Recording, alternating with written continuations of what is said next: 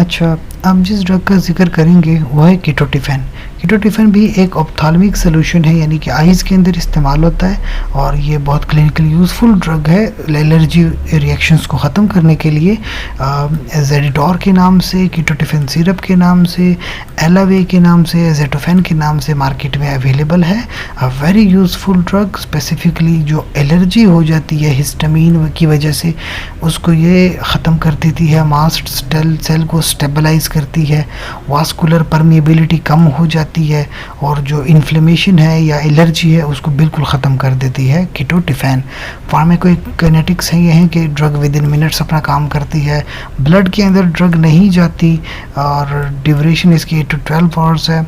Doses form that is ophthalmic solution है, यानी eyes के अंदर यूज़ होने वाला स्ट्रेंथ है 0.025% और क्लिनिकल यूज़ है। Administration is important that allergic conjunctivitis के अंदर ये ड्रग इस्तेमाल होती है। 1 drop in the affected I every 8 to 12 hours, यानी 8 से 12 घंटे में आपने सिर्फ 1 ड्रॉप का इस्तेमाल करना है और दिन में 2 डोजेज से ज़्यादा नहीं जाना।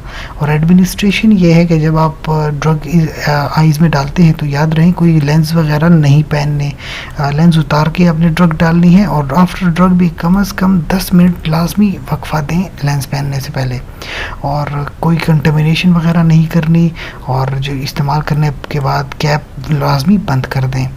Side effects, adverse effects frequent तो नहीं है, but headache, eye pain, lacrimation disorder, keratitis, mydriasis, eyelid disorder, rhinitis, photophobia वगैरह हो सकते हैं बिकॉज ऑफ द ड्रग।